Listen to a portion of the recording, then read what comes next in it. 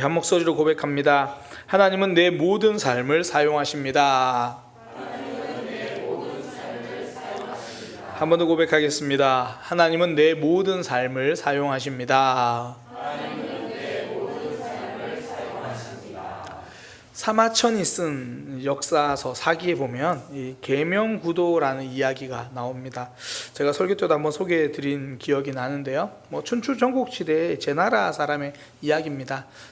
제나라 사람 중에 맹상군이라는 사람이 있었는데요. 제나라 사람이 진나라 왕을 방문하러 간 겁니다. 갔는데 이 진나라 왕이 맹상군을 딱 보더니 보통 사람이 아닌 거예요. 인품도 대단하고 실력도 있고. 그래서 다른 나라 사람인데 보고 내가 이 사람을 재상으로 삼아야겠다. 왕 바로 다음의 위치로 삼아야겠다. 그렇게 결정을 한 겁니다. 그러면 다른 신하들이 난리가 난 거죠. 반대를 한 겁니다. 반대하면서 온갖 악담을 했겠죠. 이제 반대를 넘어서 왕이 이게 그렇게 나쁜 놈이야? 그럼 감옥에 가둬라. 이렇게 된 거예요. 그래서 갑자기 이제 맹상군이 감옥에 갇히게 됩니다. 그때 맹상군이 풀려나도록 도움을 주는 사람 중에 한 명이 개 흉내를 잘 내는 도둑입니다. 그러니까 맹상군이 평소에 자기 집에 있을 때 수많은 선비들을 잘 대접을 하거든요. 그러니까 이런 재주 저런 재주 있는 사람들을 대접을 하는데 그 중에 당신은 재주가 뭡니까? 저는 개 흉내를 잘 냅니다. 그래요? 우리 집에 머무르세요. 그렇게 대접해 줬던 사람이거든요. 그러니까 개 흉내를 잘 내고 그래서 개 흉내를 내서 사람들 속이고 몰래 들어가서 도둑질을 하던 사람이에요. 근데 맹상군이 감옥에서 나오려면 물건 하나가 필요한데 그 물건이 진나라 창고에 있는 거예요. 그러니까 본인이 개 흉내를 내서 그 사람이 가서 그 물건 훔쳐와가지고 맹상군이 감옥에서 나올 수 있도록 도와줍니다. 그래서 맹상군이 이제 그 밤에 부지런히 도망가는 거예요. 제 나라로 가려고 도망가는데 성문이 열리질 않습니다. 그래서 병사한테 나 진나라 왕에게 총애받았던 그 사람 나 지난번에 잘 왔지 않냐 내보내달라. 그랬더니 병사가 원칙을 이야기하는데 새벽닭이 울기 전에는 이 성문을 열 수 없습니다. 그때 맹상군 옆에 있던 또 다른 사람이 갑자기 닭울음 소리를 냅니다.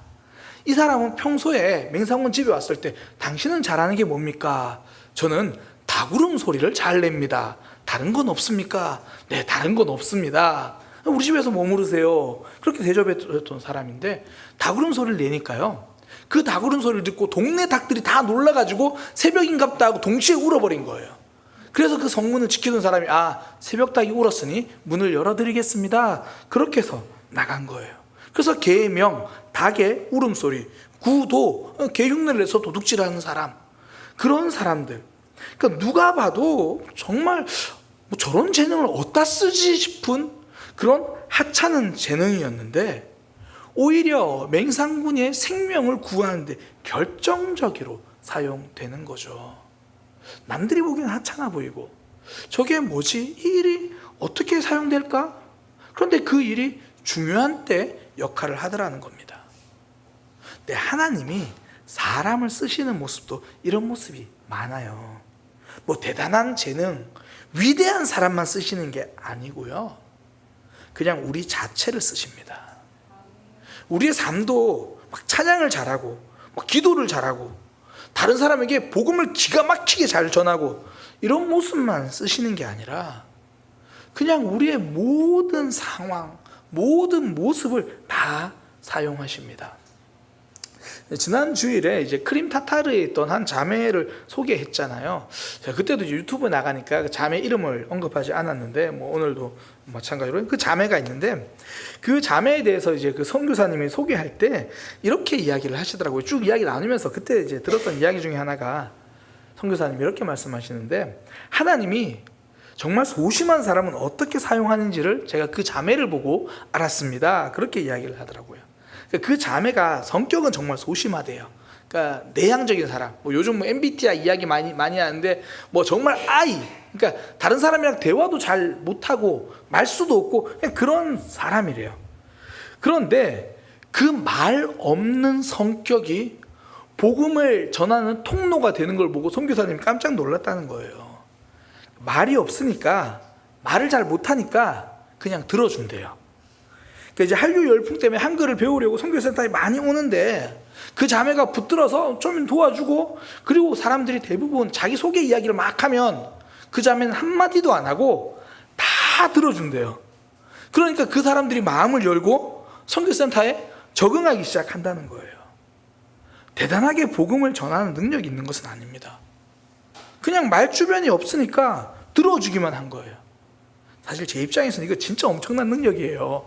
어떻게 들어줄 수가 있지? 근데 가만히 들어주는 것만으로도 능력이 나타나죠. 하나님은 그 모습을 쓰시는 거예요. 그러니까 조용한 사람이 능력이 있구나, 그게 아니라 하나님이 그 모습도 쓰시는 거죠. 그러니까 우리의 모든 모습, 상황 하나님이 다 사용하십니다. 이걸 너무나 잘 보여주는 게 우리가 지금 살펴보고 있는 삼손이잖아요. 막 엄청난 헌신을 하고 믿음에 결단하고 그런 삶이 아니라 그냥 그 자체, 그 생활이 지금 하나님 사용하셔서 일하시는 겁니다. 오늘 본문은 이제 처갓집에 갔다가 거절당하는 그런 내용입니다. 그것도 사실 본인의 잘못이 크죠. 이제 결혼식 앞두고 잔치하는데 본인이 수수께끼 내겠다고 해가지고 나중에 빈정상해가지고 자기 집으로 가버렸잖아요.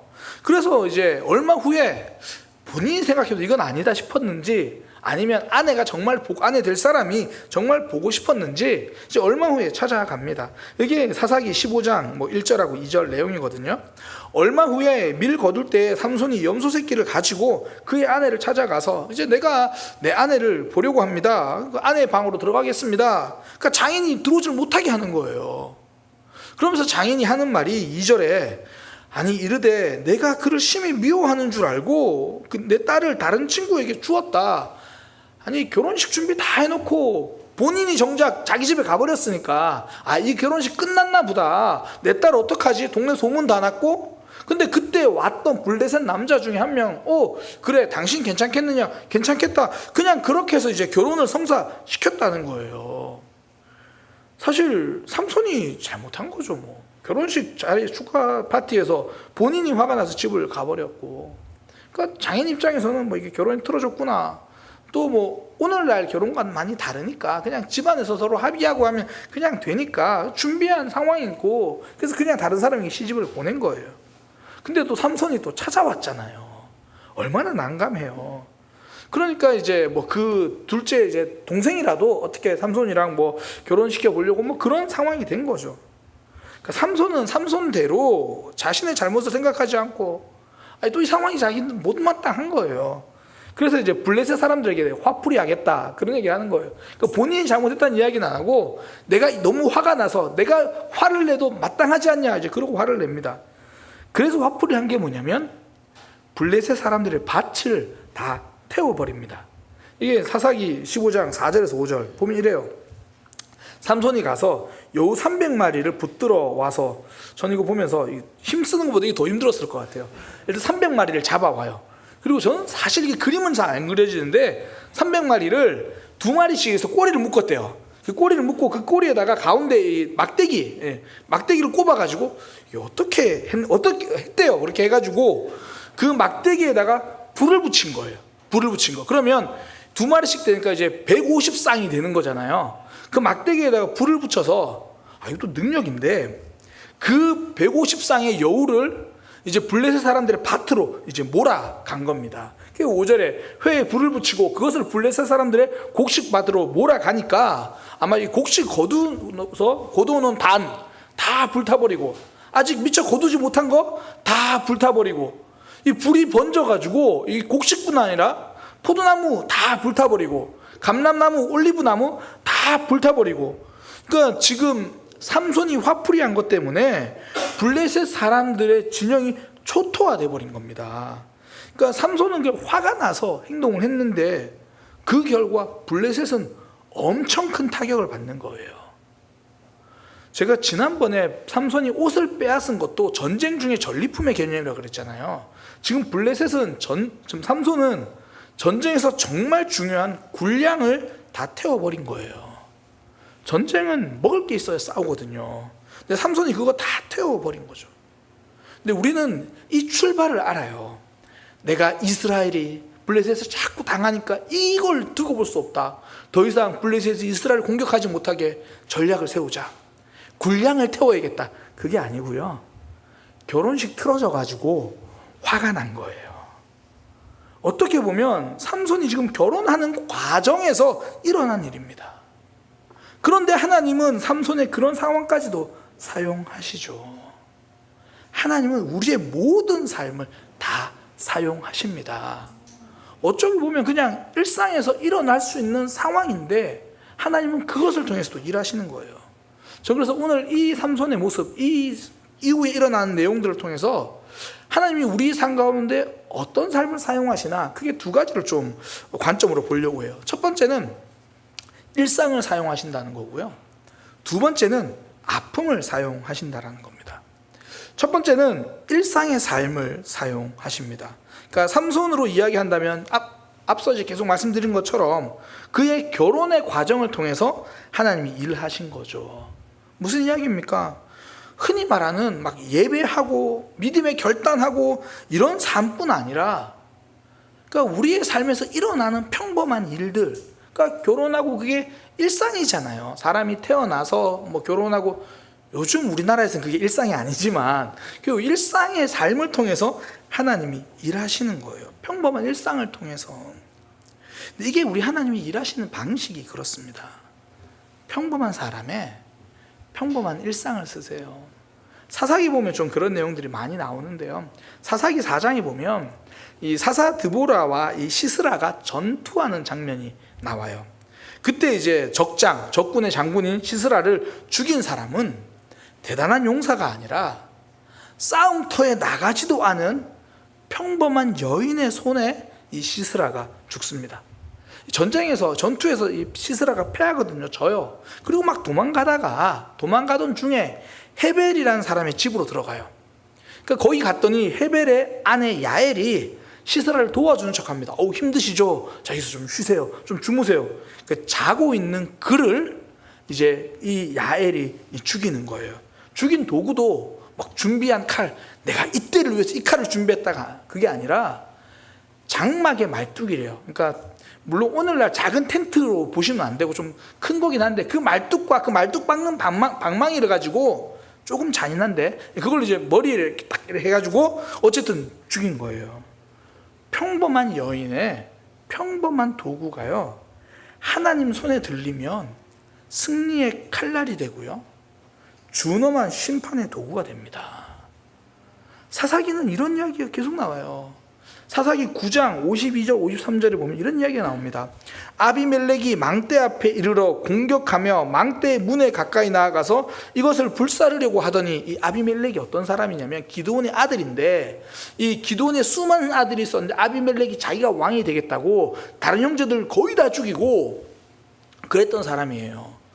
그가 이제 또 다른 망대를 공격하려고 하는데, 그때 53절, 한 여인이 맷돌 윗짝을 망대 위에서 떨어뜨린 거예요. 맷돌 윗짝을 아비멜렉 머리 위에 내려 던져 그의 두개골을 깨트리니, 왕이 되고 싶다면서 형제들을 죽인 아비멜렉이 이렇게 이름도 모르는 한 여인이 던진 맷돌 윗짝에 맞아서 죽습니다. 이 맷돌은 전쟁을 위해 준비된 도구가 아니에요. 곡식을 갈아 쓰던 주방 도구입니다. 그러니까 주방에서 밥하는 분들 되게 조심해야 돼요. 잘 섬겨야 됩니다. 위험하죠. 사실 우리나라로 따지면 뭐 맷돌, 요즘 날 더운데 여름 콩국수를 만들어 먹는 그 딱 좋은 도구예요. 근데 그 도구도 하나님이 쓰시면 하늘에서 떨어지는 심판의 벼락이 되는 겁니다. 하나님은요, 평범한 사람들의 일상을 통해서도 놀라운 일을 이루시는 거예요. 하나님 우리 일상 가운데서 일하시죠. 저는 그래서 이 성직자라는 표현을 좋아하진 않아요. 더 정확하게 말하면 목회자만 성직자인 것처럼 표현하는 것을 좋아하지 않습니다. 이건 사실 틀린 거예요. 모든 하나님의 백성, 거룩한 성도가 하는 모든 일은 성직입니다. 그러니까 지금 여기 성직자가 엄청 많은 거예요. 그러니까 오늘 하루를 보내고 온 여러분들의 삶, 그 삶의 현장이 믿음의 현장입니다.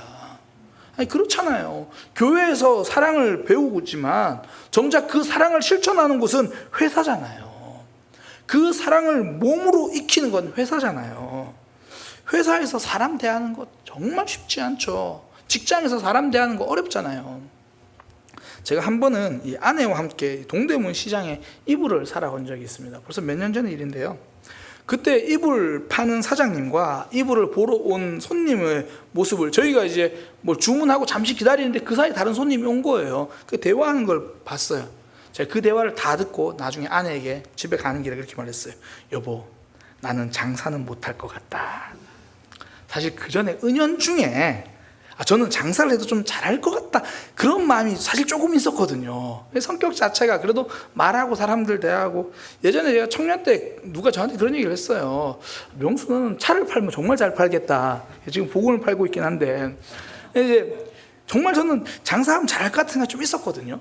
근데 그날 본 손님과 사장님의 대화는 제 상상을 넘어선 거였어요. 손님이 이제 사장님에게 이불 크기를 말하면서 좀 큰 크기를 이야기했어요. 이런 이불을 살 수 있냐고 물었습니다. 근데 사장님은 이제 그 정도 크기는 우리는 없어요 라고 얘기했어요. 그러면 상황이 끝나야 되잖아요. 그런데 이게 끝이 안 났어요. 갑자기 손님이 왜 다른 데는 있는데 여기는 없느냐. 와, 저한테 그게 충격이었어요. 아니, 다른 데 있다 그러면 다른 데 가면 되는데, 그때부터 계속 그 손님이 사장님하고 실강을 하는데, 사장님은 되게 덤덤하게, 느낌이 포스가 뭐냐면 이런 손님이 한두 명이 아니었다는 거예요. 아니나 다를까 그 사람이 가고, 저희가 아직 한 그 주문한 이불이 포장이 안 돼서 또 한 분이 더 오셨는데 그분도 크게 다르지 않았어요. 그분은 이제 그 이불 크기를 이야기한 게 아니라 뭘 막 요구하는데 사장님은 그거 안 된다고 했는데 왜 안 되냐고 계속 그러는 거예요. 전 그때 깨달았습니다. 나는 장사는 못하겠다. 그 모든 순간이 인내를 배우는 순간이고 사랑이 훈련되는 시간이잖아요. 여러분들이 오늘 살다 온 삶의 현장이 이랬잖아요. 저는 그냥 제 아내와 알콩달콩 잘 지내면 오늘 됐어요. 근데 일상생활은 그렇지 않잖아요. 그 모든 삶의 현장이 믿음의 현장이죠. 그래서 바울은 이렇게 말합니다. 골로새서 3장 17절에 또 무엇을 하든지 말에나 일에나 다 주 예수의 이름으로 하고 그를 힘입어, 예수님을 힘입어 하나님 아버지께 감사하라. 이렇게 말하는 이유, 우리가 살아가는 삶이 믿음의 현장이니까 그때 하나님이 주신 힘으로 그거 감당해야 합니다. 그리고 그 상황 속에서 하나님께 감사하면서 하루를 보내는 겁니다. 만약에 그 이불집 사장님이 하나님을 믿는 사람이라면 하나님을 힘입어서 그 손님을 사랑하기 위해서 노력을 했겠죠.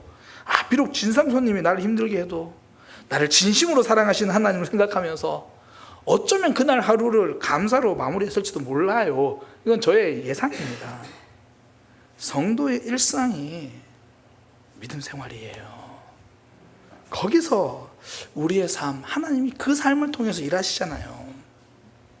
가족을 위해서 두 손 모아 기도하는 손도 아름답지만 가족을 위해서 싱크대에서 설거지하는 젖은 손도 아름답습니다. 가족을 위해서 가정예배 인도하시는 아버지도 멋있지만 가족을 위해서 굳은 살 박이도록 일하고 돌아오는 땀 흘린 아버지도 믿음 생활 잘하고 있는 멋있는 아버지입니다. 그 모든 순간이 예배 시간이죠. 그 모든 순간이 기도 시간입니다. 하나님, 우리 자녀들 안전하게 지켜주세요. 이렇게 기도하는 것과 우리 자녀들이 안전하게 살 수 있도록 열심히 돈 벌어 오는 것과 똑같잖아요. 그 출근이 기도 생활이죠. 저는 정호성 시인의 빈손이라는 시에서 이 대목이 참 좋은데요. 이런 겁니다. 예수님의 손도 십자가에 못 박혀 매달리기 전에 몫으로 일하면서 생긴 굳은 살이 박여있는 빈손이었다. 그러니까 굳은 살, 예수님의 손에는 십자가 못자국만 있었던 게 아니라 몫의 굳은 살도 있었죠. 그것까지 예수님이 이 땅에서 살아가신 삶입니다. 그러니까 저는 예수님의 말씀을 듣는 예수님이 회당에서도 막 가르치셨잖아요. 성경 말씀 읽으시고. 그런데 예수님이 회당에서 제자들을 먼저 선택한 게 아니라 어부들의 삶의 현장에서 제자들을 부르신 건 굉장한 의미가 있다고 생각해요. 회당에서 말씀 듣는 삶만 보시는 게 아니라 일상에서 땀 흘리는 삶을 보신다는 거죠. 제가 오늘은 이 말씀을 준비하고 묵상하면서 설교 시간에 이런 얘기를 해야겠다. 오늘에 한정된 이야기인데 오늘 금요기도회 때는 좀 주무셔도 돼요. 좀 조셔도 돼요. 오늘에 한정된 이야기라고 했습니다. 제가 오늘 이 말씀 묵상하면서 그 생각이 들었어요. 정말 오늘 무덥잖아요. 오늘 정말 덥더라고요. 무더운 날씨를 보내고 온 성도들, 오늘만큼은 제가 이 설교 자체가 그 삶이 예배라고 했으니까 오늘은 설교 시간에 좀 졸아도 좋겠다. 설교 시간에만요. 오늘은 기도 때도 조시는 거 제가 조금 인정해 드릴게요. 사실 오늘 밖에서 일하시는 분들 정말 진이 빠졌을 거예요. 또 실내에서 일하는 분들은 종일 에어컨 앞에 있으니까 뼈가 시렸을 거고, 그 삶도 하나님이 함께 하신 귀한 삶이니까 삶의 고단함을 말씀으로 위로받아도 좋겠지만 오늘 한정으로, 오늘만큼은 잠으로 위로받아도 그거 괜찮겠다. 제가 그렇게 설교를 지금 하고 있으니까. 일상이 예배고 하나님이 기뻐하시는 삶이니까. 하나님은 우리의 일상을 쓰십니다. 삼손의 결혼 과정, 그것 통해서 하나님의 일을 만들어 가시잖아요. 내가 현장에서 흘린 땀을 통해서 하나님 일하시고, 내가 싱크대에서 설거지하는 삶을 통해서도 하나님이 일하시니까. 가끔은 그런 거 있잖아요. 좀 밥하는 게 지겨울 때도 있고, 때로는 내가 여전히 삶의 무게를 지고 있는 게 힘들 때도 있고, 그런 반복적인 삶이 지치고 지겨울 때도 있는데, 이거 기억하십시오. 그것이 하나님이 받으시는 거룩한 예배라는 겁니다. 로마서 12장 1절, 우리 같이 읽을까요? 로마서 12장 같이 고백하겠습니다. 그러므로 형제들아, 내가 하나님의 모든 자비하심으로 너희를 권하노니 너희 몸을 하나님이 기뻐하시는 거룩한 산 제물로 드리라. 이는 너희가 드릴 영적 예배니라. 우리의 삶이 하나님이 기뻐하시는 예배라는 거죠. 하나님은 삼손의 결혼이라는 그 삶의 대소사를 통해서도 하나님의 일을 하셨습니다. 그 속에서 삼손은 하나님의 뜻이 이루어지는지도 몰랐을 거예요. 어떤 학자들은 이 삼손이 알고 계획한 일이라고 하기도 하던데 사실 아니라고 말하는 사람이 더 많고요. 저는 몰랐다고 봐요. 삼손은 몰랐을지라도 하나님은 그 일을 사용하시잖아요. 사실 우리가 그동안 일상생활하고 가족들을 위해서 일을 하고, 그때 내가 이거 믿음 생활이야 그렇게 한 때도 있겠지만, 오늘도 하루를 시작해야 돼 그러면서 고단하게 우리는 의미를 다 모르고 했던 순간들도 많잖아요. 그래도 하나님은 그것을 다 사용하셨다는 거예요. 그러니 이제는 우리가 앞서 골로새서 말씀 생각하면서 무엇을 할 때도 예수님을 힘입어서 하고, 오늘 하루를 마무리할 때도 하나님께 감사하면서 그렇게 내 모든 삶을 예배로 하나님께 감사하는 그런 믿음의 삶이 되기를 소망합니다. 하나님 우리 일상을 받으시고 사용하시니까요. 두 번째, 조금 짧게 살펴볼 건데요. 삶의 아픔을 사용하신다는 겁니다. 이건 삼손 이야기 나누면서 좀 많이 언급했던 내용이라서 그래요. 이 삶의 아픔을 사용하십니다. 지금 삼손은 화풀이 하듯이 한 행동인데, 이게 블레셋 진영에는 엄청난 타격이 됐잖아요. 군량이 다 타버렸습니다. 그랬더니 이제 그들이 화가 나서 범인을 찾는데, 자기들 찾아보니까 삼손이에요. 사사기 15장 6절에 블레셋 사람들이 이르되 누가 이 일을 행하였느냐 하니 사람들이 대답하되 딥나 사람의 사위 삼손이다, 이렇게 이야기하는 거예요. 아니 그러면 삼손을 찾아가서 따져야 하는데, 삼손에게 직접 말하기엔 뭔가 좀 껄끄러웠던지, 아니면 삼손을 더 괴롭게 하려고 그랬던지, 이제 그 사람들, 딥나 사람, 그 장인과 그 집을 공격합니다. 이건 좀 잔인한 이야기죠. 블레셋 사람들이 올라가서 그 여인과 그의 아버지를 불사르니라. 삼손 입장에서는 이거 생각지도 못한 아픔이에요. 그러니까 지금 어떻게 보면 삼손 본인이 저지른 일인데, 차라리 날 공격하면 내가 어떻게 해보겠는데, 그러니까 삼손이 지금 굉장히 스스로에게도 자책할 수도 있고 아프기도 하고 힘든 그런 상황이죠. 생각지도 못한 그 아픔인데요, 그 결과 삼손은 블레셋을 한 번 더 공격합니다. 15장 7절에 삼손이 그들에게 이르되 너희가 이같이 행하였은즉 내가 너희에게 원수를 갚고야 말리라. 그리고는 8절에 보면 블레셋 사람들을 공격을 해요. 삼손의 삶에서 보면 아픔입니다. 후회가 남는 일일 수도 있어요. 그런데 그 아픔이 동력이 돼서 블레셋 사람을 공격합니다. 원래 삶의 아픔은 새로운 동력으로 쓰임받을 때가 많아요. 우리 주변, 아니 내 삶을 봐도 그래요. 내 삶에 있는 아픔들이 때로는 나를 움직이는 원동력이 많이 되죠. 뭐 어릴 때 받지 못한 사랑과 인정의 아픔이 크면요, 커서도 인정받기 위해서 굉장히 애쓰는 사람이 돼요. 저도 어느 순간에 깨달았는데 제가 굉장히 사람에게 인정받기 위해서 많이 노력을 하더라고요. 어릴 때 저는 막내여다 보니까 집에서 항상 어머니가 저한테 많이 하시는 이야기가 너는 왜 제대로 하는 일이 없냐, 뭐 그런 거예요. 저는 근데 억울하진 않았어요. 어머니 말씀이 틀린 말이 별로 아니었으니까. 저는 방학 숙제를 한 번도 다 해가본 적이 없습니다. 숙제를 다 해가본 적이 없어요. 그러니까 어머니 입장에서는 항상 못마땅한, 못 믿어온 그런 아들이었을 거예요. 근데 그런 얘기를 자꾸 듣다 보니까 저도 모르게 사람들에게 좀 인정받는 모습, 책임감 있는 모습을 좀 가지고 싶었던 것 같아요. 근데 때로는 그게 너무 과해서 저를 힘들게 하기도 해요. 그런데 돌아보면 그 삶이 원동력이 되어서 지금의 제 모습으로 하나님께서 만들어 가시더라는 거예요.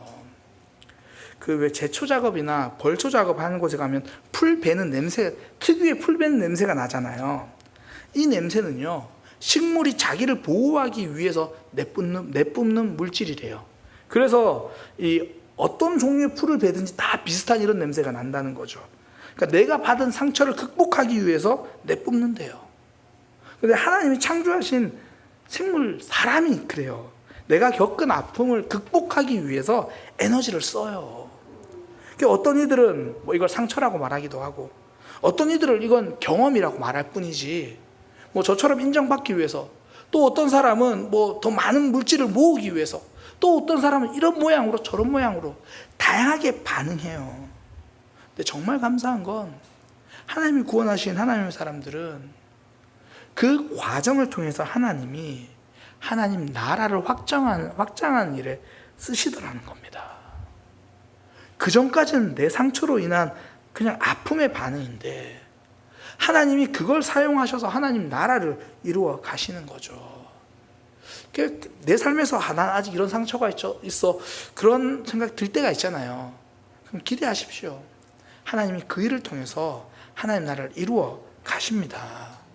근데 우리가 하나 기억해야 될 것은, 그렇게 하나님은 만들어 가시는데 나의 마지막도 아름답게 되도록 그 반응하는 방향을 잘 하자는 거죠.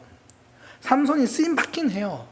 근데 나중에 이렇게 감정대로 움직이다가 결말이 아름답진 못했잖아요. 하나님이 우리의 아픔을 인한 그 동력을 쓰시기는 해요. 그런데 저는 끝까지 아름답게 되기를 소망합니다. 그 비결이 에베소서에 남아요. 에베소서 4장 26절 27절. 분을 내어도 죄를 짓지 말며 해가 지도록 분을 품지 말고 마귀에게 틈을 주지 마라. 내 아픔이 마귀에게 틈을 주지는 말자는 거죠. 하나님께 영광이 되는 모습. 바울의 상처는 늘 하나님께 영광이 돼요. 그가 박해자의 과거는 변화의 간증이 되었잖아요. 복음을 전하다가 겪는 아픔은 항상 방향 전환의 기회가 됐거든요. 여기서 복음 전하다가 매를 맞으니까 저쪽 가서 복음을 전해요. 덕분에 복음이 계속 확장이 돼요. 그러면서 하나님 앞에서 계속 사역을 하는 거죠. 그러니까 자기가 겪는 아픔 속에서 하나님께 민감하게 반응한 거예요. 바울 입장에서는 안 힘들 수가 없죠. 바울은 뭐 돌에 맞는 게 아프지 않아서 여기서 때렸네? 나 저기 가야지? 그러지 않아요. 돌에 맞았는데 왜 안 아픕니까? 말에 맞았는데 왜 상처가 안 생깁니까? 아프죠. 힘들어요. 억울하죠. 그래도 마귀에게 틈을 줄 수는 없잖아요. 내 아픔이 그래도 하나님께 향할 수 있도록, 하나님, 전 지금 진짜 아픈데 하나님 제 마음을 도와주셔서 이 아픔으로도 하나님께 영광 돌리는 삶이 되게 하여 주옵소서. 하나님은 우리 아픔의 반응을 통해서도 일하실 거예요. 때로는 너무 슬프면 기도하기도 하시고 여러 상황 가운데 일하실 건데, 그때 그 모든 반응이 마귀에게 틈을 주지 않고 하나님이 영광 받으시는 그런 믿음의 삶이 되기를 소망합니다. 삼손은 지금 그 아픔을 분노로 표출해서 물론 하나님의 뜻이 이루어지긴 해요. 그러나 그 마지막에는 그도 아픔을 겪잖아요. 우리 모두가 아픔이 하나님께 쓰임받고 마지막까지 영광이 되는 그런 저와 여러분, 우리가 되기를 소망합니다. 하나님은 우리의 모든 삶을 쓰십니다. 일상도 쓰시고요, 아픔도 쓰십니다. 오늘 우리가 그 하나님 앞에 나와서 기도하고 붙들며 나아가는 그런 믿음의 삶 되기를 소망합니다. 기도하겠습니다. 하나님, 삼손의 결혼 과정을 통해서도 하나님은 블레셋을 또 공격하시고, 때로는 삼손이 겪은 아픔에서 그의 분노를 통해서도 하나님은 일을 이루어 가십니다. 우리의 일상 속에서도 일하고 역사하신 하나님, 우리는 다 알지 못하고 보지 못했었지만 지금까지 그렇게 우리를 인도하신 하나님을 기억합니다. 우리의 일상이 예배가 되도록 하나님께 주목하는 삶이 되게 하여 주옵소서. 무엇보다 우리의 아픔의 반응들이 마귀에게 틈을 주지 않도록 우리를 붙들어 주시고 인도하여 주셔서 우리의 아픔까지도 하나님 나라를 위하여 사용하여 주옵소서. 예수님의 이름으로 기도드립니다. 아멘.